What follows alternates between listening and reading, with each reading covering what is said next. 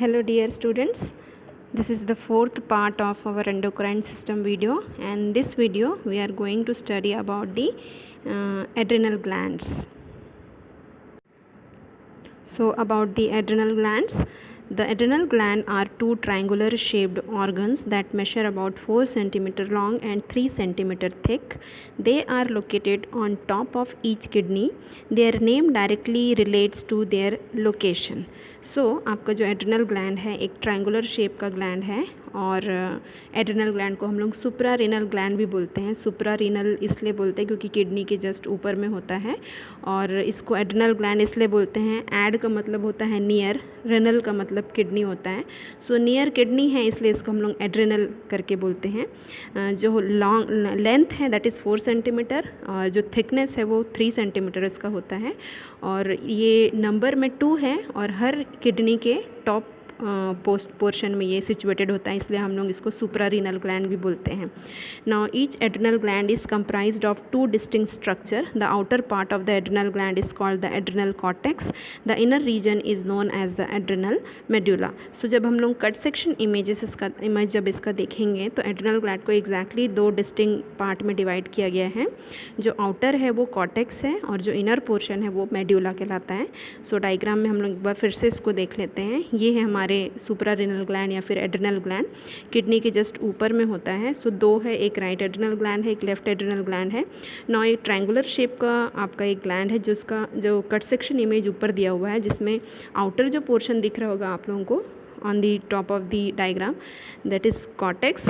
Outer periphery area में होता है और जो बीच का पल्पी एरिया है मिडिल पोर्शन को हम लोग मेड्यूला बोलते हैं. नाउ एड्रिनल कॉर्टेक्स के बारे में हम लोग सबसे पहले पढ़ने जा रहे हैं. एड्रिनल कॉर्टेक्स जो है आउटर पोर्शन है and that secretes the steroid hormone को ये सिक्रेट करता है. That secretes the steroid hormone और मेजर 3 टाइप के जो स्टीरॉयड हार्मोन्स हैं इनको ये एड्रिनल कॉर्टेक्स जो है वो सिक्रेट करता है. जो फर्स्ट कैटेगरी है that is the mineralocorticoid, second category है ग्लूकोकॉर्टिकॉइड और थर्ड जो है वो है सेक्स हार्मोन. इन कैटेगरीज को हम लोग, इन हार्मोन्स को हम लोग एक बार देख लेंगे. जो फर्स्ट है hormone that is called the glucocorticoid. The adrenal cortex is actually comprised of 3 layers and the middle layer is where we see the production of glucocorticoid. यहाँ पर एक बात लिखी हुई है दैट इज़ एड्रिनल ग्लैंड जो है एड्रिनल कॉर्टेक्स और मेड्यूला में डिवाइडेड है. बट जो एड्रिनल कॉर्टेक्स है वो एग्जैक्टली 3 लेयर से बना हुआ है और उसका जो मिडिल लेयर है वो है जो स्टीरॉयड ग्लूकोकॉर्टिकॉइड हार्मोन को प्रोड्यूस करता है. Glucocorticoid play a major role, important role in the body. They promote the carbohydrate metabolism. These are the function of glucocorticoid. क्या function perform करते हैं? They promote the carbohydrate metabolism first and help the body to cope with the long term stressors. Body को जो long term stressors हैं, stress जो है हमारे body के लिए harmful चीज़ें हैं, उनसे cope up करने के लिए जो glucocorticoid है वो हमको help करता है. Now glucocorticoid are secreted from the adrenal cortex only after the cortex is stimulated by the hormone adrenocorticotropic hormone. Adrenocorticotropic hormone comes from the anterior pituitary gland. यहाँ पर इसका प्रोडक्शन और रेगुलेशन दिया हुआ है कि ग्लूकोकॉर्टिकॉइड अगर एड्रेनल कॉर्टेक्स से सिक्रीट होना है उसको एक स्टिमुलाई चाहिए और वो जो स्टिमुलाई है वो मिलता है उसको एड्रेनोकॉर्टिकोट्रोपिक हार्मोन से. एड्रेनोकॉर्टिकोट्रोपिक जो हार्मोन है ये पिट्यूटरी ग्लैंड से, एंटीरियर पिट्यूटरी ग्लैंड से सिक्रीट होता है. Now the most important glucocorticoid in our body is called the cortisol. जो हमारे बॉडी का मोस्ट important glucocorticoid है वो cortisol है. We can define cortisol as a steroid hormone from the adrenal cortex that regulates carbohydrate metabolism and has an anti-inflammatory effect on the body. Cortisol is also called the hydrocortisone. जो glucocorticoid adrenal cortex का हम लोग पढ़ रहे हैं उसमें से सबसे important जो है वो है cortisol और cortisol जो है exactly कार्बोहाइड्रेट मेटाबॉलिज्म को रेगुलेट करता है. इसका एक और इम्पॉर्टेंट फंक्शन है एंटी इन्फ्लामेटरी. नॉर्मली स्ट्रेस के समय में जब इन्फ्लामेशन होता है हमारे बॉडी को, इंजुरी के कारण स्ट्रेस हो गया या इन्फेक्शन के कारण कोई स्ट्रेस हो गया है, as a anti inflammatory effect दिखाता है, यानी कि इन्फ्लामेशन को ये कम करता है. कॉर्टिसोल को हम लोग हाइड्रोकॉर्टिसोन करके भी कहते हैं. और glucocorticoid had wide spread metabolic effect, बहुत सारा मेटाबॉलिक इफेक्ट है. इसके जो मेटाबॉलिक इफेक्ट है उसको हम लोग यहाँ पर लिस्ट आउट किया गया है उसको पढ़ लेते हैं। सबसे पहला है ग्लूकोनियोजेनेसिस, मतलब नए ग्लूकोज मॉलिक्यूल का फॉर्मेशन करना। नाउ लाइपोलाइसिस, फैट का लाइसिस करता है ये। Stimulates breakdown of protein, so protein का ब्रेकडाउन करने में हेल्प करता है। Promote absorption of sodium and the water, so important function है ये, नए ग्लूकोज सेल का फॉर्मेशन, फैट का लाइसिस करना, प्रोटीन का ब्रेकडाउन करना और सोडियम और वाटर का अब्जॉर्प्शन करना। नाउ जो अदर इफेक्ट है that is anti inflammatory action, suppression of immune response and delay wound healing. So anti inflammatory action जो है मतलब आपके इन्फ्लामेशन को ये कम करता है। नाउ इसका एक साइड इफ़ेक्ट, एक अदर इफ़ेक्ट जो है दैट इज़ ये इन्फ्लामेशन को कम करता है, जिसके कारण से इम्यून रिस्पॉन्स क्या हो जाता है, सप्रेस हो जाता है और ग्लूकोकॉर्टिकॉइड के कारण वुंड हीलिंग जो है वो थोड़ा सा डिले हो जाता है। So these are about the glucocorticoids that is the cortisol. सो ये है आपका एड्रेनल कॉर्टेक्स, है ना, और कॉर्टेक्स एंड मेडुला के बारे में हम लोगों ने यहाँ पे देखा। सो जो आपका आउटर कैप्सूल है बेटा यहाँ पर, और उसके बाद आपका कॉर्टेक्स लेयर है। नाउ इनर जो है वो है आपका मेडुला। सो जो माइक्रोस्कोपिक सेक्शन दिख रहा है आप लोग इधर देखेंगे। सो आउटर जो है कैप्सूल है और एड्रेनल जो कॉर्टेक्स है उसमें ही 3 लेयर है, zona glomerulosa, zona fasciculata and zona reticularis. So zona fasciculata जो मिडिल लेयर है उसमें से ग्लूकोकॉर्टिकॉइड जो है वो सिक्रीट होता है, और सबसे लोअर जो है that is the adrenal medulla. Okay, so this is about the adrenal cortex. Now second जो हार्मोन सिक्रीट होता है adrenal cortex say that is your mineralocorticoid, है ना। सो मिनरलोकॉर्टिकॉइड में मेन जो हार्मोन है वो है एल्डोस्टेरॉन। ग्लूकोकॉर्टिकॉइड में मेन हार्मोन हमने कॉर्टिसोल के बारे में पढ़ा। सो मिनरलोकॉर्टिकॉइड में हम लोग मेन हार्मोन्स आपके एल्डोस्टेरॉन के बारे में पढ़ेंगे। The most important of which is aldosterone. This hormone helps to maintain the body's salt and water level which in turn regulate the blood pressure. Without aldosterone the kidney loses excessive amount of salt and the consequently water leading to severe dehydration. So aldosterone को हम लोग anti diuretic भी बोल सकते हैं। इसका जो main function होता है ये ब्लड प्रेशर को रेगुलेट करता है, बॉडी के अंदर में जो सॉल्ट है और वाटर है उसको क्या करता है ये एग्जैक्टली मेंटेन करने का काम करता है। ऐसा बोला जाता है कि अगर किडनी लॉस करेगा एक्सेस अमाउंट ऑफ सॉल्ट और वाटर को, एग्जैक्टली ये माना भी जाता है कि अगर किडनी एक्सेसिव सॉल्ट और वाटर को लॉस करेगा सो इट में अल्टीमेटली लीड्स टू डिहाइड्रेशन, है ना। सो एल्डोस्टेरॉन जो है ये सोडियम और वाटर का जो एक्सेसिव लॉस है उसको प्रिवेंट करता है और उसके थ्रू ब्लड प्रेशर को भी रेगुलेट करता है और डिहाइड्रेशन को भी प्रिवेंट करता है। Okay, so mineralocorticoid are hormone that helps regulate the salt and water balance in the body. The two important salt ion that are involved in this regulation are sodium and the potassium. So main salt और water को ये body में balance करता है। So aldosterone is the main mineralocorticoid secreted by the adrenal cortex. Adrenal cortex will release aldosterone when the blood pressure gets too low. When blood potassium rises, more aldosterone is secreted. Low blood potassium has the opposite effect. Angiotensin also stimulate the release of the aldosterone. So हम लोग aldosterone, angiotensin aldosterone system के बारे में आगे पढ़ेंगे क्या है ये, बट एक इंपॉर्टेंट चीज़ आप लोग याद रखना कि सोडियम और पोटेशियम का रेसिप्रोकल रिलेशनशिप होता है और वो कभी भी एक साथ एक कंपार्टमेंट में नहीं रह सकते हैं। सो बॉडी के अंदर में अगर पोटेशियम का लेवल अगर राइज हो गया है दैट मीन्स सोडियम जो है, पोटेशियम अगर राइज हो गया है दैट मीन्स सोडियम जो है वो क्या हो रहा है, लॉस हो रहा है ना, और वाटर फिर रिटेन नहीं हो पाएगा।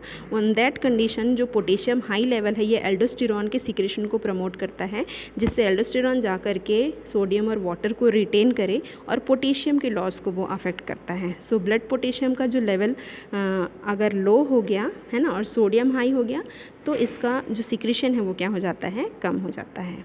ओके, सो रेनिन एंजियोटेंसिन एल्डोस्टेरॉन सिस्टम के बारे में यहाँ पर हम लोग देख रहे हैं। सो एक इम्पॉर्टेंट सिस्टम है हमारी बॉडी के अंदर में जो ब्लड प्रेशर को रेगुलेट करता है। So when renal blood flow is reduced और blood sodium level falls, the enzyme renin is secreted by the kidneys. Renin converts the plasma protein angiotensinogen produced by the liver to the angiotensin 1। So जब renal blood flow reduce होता है यानी कि जब हमारे blood का pressure कम हो जाता है तो किडनी की तरफ जो ब्लड फ्लो है वो कम हो जाता है।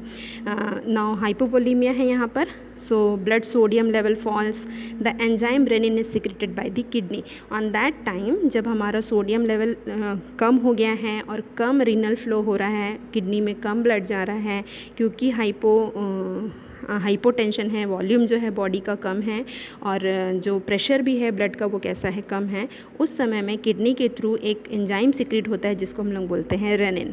नाउ रेनिन जो है एक कन्वर्टर है, किसको कन्वर्ट करता है ये? It converts the plasma protein angiotensinogen produced by the liver to angiotensinogen 1।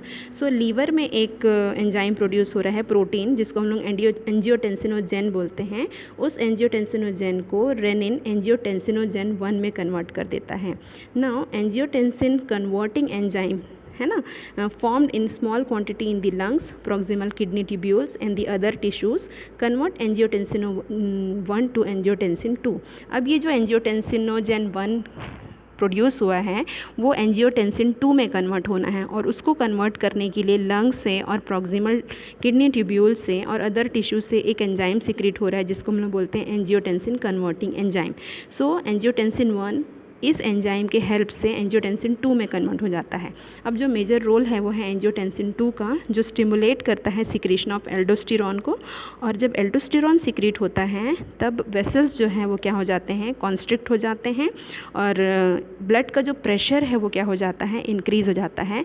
Aldosterone का सिक्रेशन जैसे ही स्टार्ट होता है तो सोडियम और वाटर का फिर रिटेंशन होने लगता है और जो वॉल्यूम है वापस रीगेन होने लगता है और जो लो हुआ था ब्लड प्रेशर वापस वो क्या होने लगता है, नॉर्मल होने लगता है।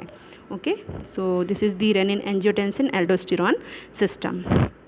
Now third type of hormone that is secreted from the adrenal cortex is sex hormone. So the sex hormone secreted by the adrenal cortex are mainly androgen, है ना, male sex hormone है androgen. Androgen are a group of hormone that play a role in male traits and reproductive activity present in both male and female. The principal androgen are testosterone and the एंड्रोस्टेंडियन, है ना। So main जो hormone है, sex hormone जो secrete होता है, ये mainly male sex hormone है but female और मेल दोनों में सिक्रीट होता है, बट जो मेजर रोल है इसका वो मेल में है और जो मेजर एंड्रोजन है वो है टेस्टोस्टेरोन एंड दी एंड्रोस्टेनोडियन, है ना। सो मेल सेक्स कैरेक्टरिस्टिक्स और मेल ट्रेट्स को, रिप्रोडक्टिव एक्टिविटी को डेवलप करने के लिए ये हार्मोन रिस्पॉन्सिबल है जो कि एड्रेनल कॉर्टेक्स से सिक्रीट होता है। सो we have completed the adrenal cortex. Now we are going to study about the adrenal medulla, है ना। सो ये मिडिल पोर्शन है एड्रेनल ग्लैंड का जिसको हम लोग एड्रेनल मेड्यूला बोलते हैं। So adrenal medulla is part of the adrenal gland.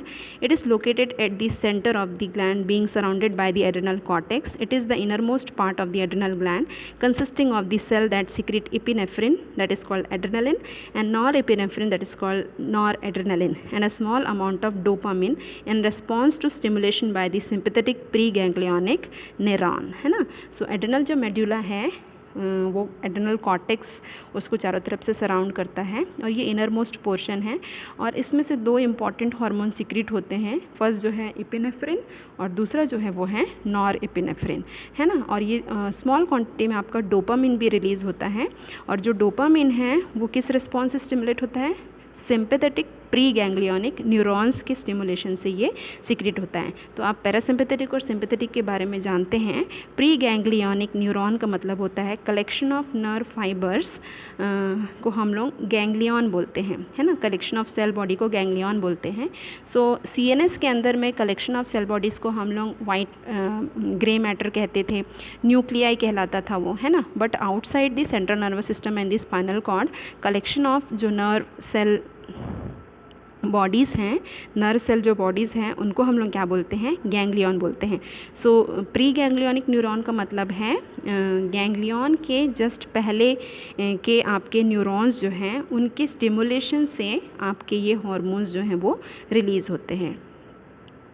So this is the middle portion of the adrenal gland that is called the adrenal medulla. Okay, so epinephrine and nor epinephrine के बारे में हम लोग पढ़ लेंगे। Noradrenaline is the postganglionic neurotransmitter of the sympathetic division of the autonomic nervous system. So आपका adrenaline और noradrenaline दोनों आपकी न्यूरोट्रांसमीटर हैं. सो पोस्ट गैंग्लियोनिक न्यूरोट्रांसमीटर के रूप में ये यूज़ होते हैं और आपके ऑटोनॉमिक नर्वस सिस्टम का मेन डिवीजन का ये पार्ट बनाते हैं. So adrenaline and some noradrenaline are released into the blood during the stimulation of sympathetic nervous system. So आपके जो नॉरएड्रेनालिन हैं और एड्रेनलिन हैं ये आपके ब्लड में रिलीज़ होते हैं और एग्जैक्टली आपका सिंपैथेटिक नर्वस सिस्टम के थ्रू ये क्या होते हैं, रिलीज़ होते हैं.